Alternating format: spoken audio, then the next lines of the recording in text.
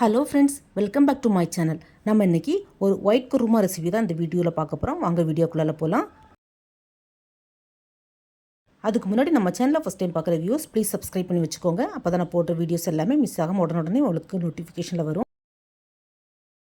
நான் இந்த ஒயிட் குருமா பண்ணுறதுக்கு கொஞ்சம் பீன்ஸ், கேரட், உருளைக்கிழங்கு, அப்புறம் காலிஃப்ளவர், கேப்சிகம், வெங்காயம், அப்புறம் கொஞ்சம் க்ரீன் பீஸ் எடுத்துருக்கிறேன். இந்த வெஜிடபிள்ஸ் எல்லாம் நமக்கு தேவையான அளவில் கட் பண்ணி எடுத்துக்கலாம். இந்த ஒயிட் குருமா சப்பாத்திக்கு மட்டும் இல்லை, நான், பரோட்டா, அப்புறம் இடியாப்பம், ஆப்பம் எல்லாத்துக்குமே செம்ம டேஸ்ட்டாக இருக்கும். இப்போ வெஜிடபிள்ஸ் எல்லாம் குட்டி குட்டியாக கட் பண்ணி எடுத்தாச்சு. இதை நல்லா வாஷ் பண்ணி எடுத்துக்கலாம். இப்போ இதை ஓரமாக வச்சுட்டு கேஸ் ஸ்டவ்வில் ஒரு கடாயை வச்சுக்கலாம். கடாயில் கொஞ்சமாக எண்ணெய் ஊற்றிக்கலாம். எண்ணெய் சுடர்ந்தும் கொஞ்சமாக கடுகு போட்டு பொரிய விட்டுக்கலாம். கடுகு பொரிச்சதும் அது கூடவே 2 துண்டு ரம்பாயில், 1 துண்டு பிரியாணி இலை போட்டு லைட்டாக வறுத்து எடுத்துக்கலாம். அது கூடவே நம்ம நறுக்கி வச்சுருந்த வெங்காயத்தை போட்டு வதக்கிக்கிடலாம்.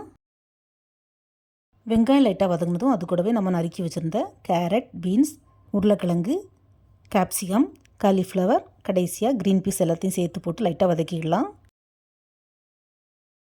ஃப்ரெண்ட்ஸ், நீங்கள் இது கூட பீட்ரூட் இருந்தாலும் கூட ஆட் பண்ணிக்கலாம். ஆனால் பீட்ரூட் சேர்த்தா கொஞ்சம் கலர் சேஞ்ச் ஆகும், அதனால தான் நான் ஆட் பண்ணல. இந்த காய்கறிகளெல்லாம் சேர்த்து நல்லா வதக்கி விட்டுக்கலாம். இந்த காய் வதங்கிறதுக்கு நான் இஞ்சி பூண்டு பேஸ்ட்டு சேர்க்கலை. ஏன்னா தேங்காய் கூட இஞ்சி பூண்டு வச்சு அரைக்கிறேன், அதனால இஞ்சி பூண்டு பேஸ்ட் இது கூட சேர்க்கலை. இப்போ இந்த காய் வதங்குற நேரத்தில் நம்ம இதுக்கு ஒரு மசாலா அரைச்சி எடுத்துக்கலாம். இப்போ ஒரு பிளெண்டர் அல்லது மிக்ஸி ஜார் எடுத்துக்கலாம். அதில் கொஞ்சம் துருவின தேங்காய், ஒரு 4-5 பல் பூண்டு, ஒரு துண்டு இஞ்சி, 2 to 3 பச்சை மிளகா, காரம் உங்கள் தேவைக்கு தக்கன ஆட் பண்ணிக்கோங்க. கூடவே ஒரு 1/2 ஸ்பூன் போல் பெருஞ்சீரகம், சோம்பு ஆட் பண்ணிக்கோங்க. கொஞ்சமாக தண்ணி சேர்த்து நல்லா ஃபைன் பேஸ்ட்டு அரைச்சி எடுத்துக்கலாம். இப்போ காய் பாதி வதங்கிட்டு இந்த ஸ்டேஜில் கொஞ்சமாக உப்பு ஆட் பண்ணிக்கலாம். உப்பு சேர்த்து திரும்பவும் லைட்டாக வதக்கி விட்டுக்கலாம். தேங்காவை இந்த மாதிரி தண்ணி சேர்த்து நல்லா ஃபைன் பேஸ்ட்டாக அரைச்சி எடுத்துக்கிடணும். ஃப்ரெண்ட்ஸ், இந்த கிரேவி கொஞ்சம் திக்காக உங்களுக்கு ரிச்சாக வேணும்னா இது கூட கொஞ்சம் கேஷ்யூ அல்லது பாதாம், அதாவது பாதாமை ஊற வச்சு தோல் எடுத்துட்டு பாதாமையும் சேர்த்து அரைச்சி எடுத்துக்கலாம். அதுவும் இந்த குருமாவுக்கு நல்ல டேஸ்ட்டாக இருக்கும். நான் ஆல்ரெடி அப்லோட் பண்ணியிருக்கிறேன், என்னுடைய சேனலில் போய் செக் பண்ணிக்கோங்க ஃப்ரெண்ட்ஸ். நான் இந்த குருமாவை குக்கரில் போட்டு தான் வைக்க போகிறேன். ஸோ வதங்கின காய்கறி அவ்வளோத்தையும் ஒரு குக்கரில் ஆட் பண்ணிக்கலாம். கூடவே அரைச்ச தேங்காயும் சேர்த்துக்கலாம். அது கூடவே கொஞ்சமாக ஜார் அலசி தண்ணியும் சேர்த்து கொஞ்சம் எக்ஸ்ட்ரா உப்பு ஆட் பண்ணிக்கலாம். அதே மாதிரி இந்த குருமாவுக்கு மசாலா ஆட் பண்ணணும், அதாவது கரம் மசாலா அல்லது இறைச்சி மசாலா போட்டுக்கலாம். நான் இன்றைக்கி இந்த குருமாவுக்கு கரம் மசாலா எதுவும் ஆட் பண்ணலை. அதுக்கு பதிலாக இந்த மேஜிக் க்யூப் மசாலா யூஸ் பண்ணுறேன். இது ஆக்சுவலாக நான் டிமார்ட்டில் வாங்கினேன். ஒரு பாக்கெட்டில் பார்த்திங்கன்னா ஒரு 10 இந்த மாதிரி குட்டி குட்டி ஷேஷஸ் கிடக்குது.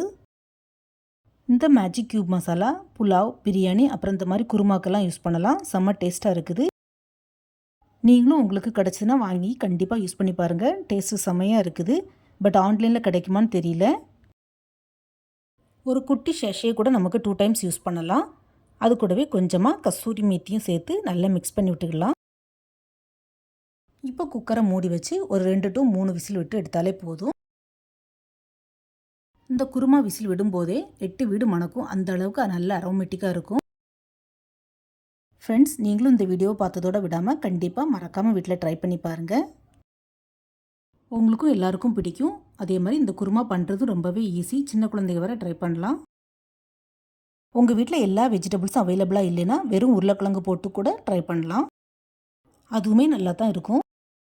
பாருங்கள், 1 pot ஒயிட் குருமா கம கமன் சூப்பராக ரெடி ஆகிட்டு சுட சுட சர்வ் பண்ண வேண்டியதான். நான் இன்றைக்கி சப்பாத்தி கூட தான் ட்ரை பண்ண போகிறேன். நீங்களும் வீட்டில் மறக்காமல் ட்ரை பண்ணி பார்த்து எப்படி வந்ததுன்னு உங்களுடைய ஃபீட்பேக்கை மறக்காமல் ஷேர் பண்ணுங்கள்.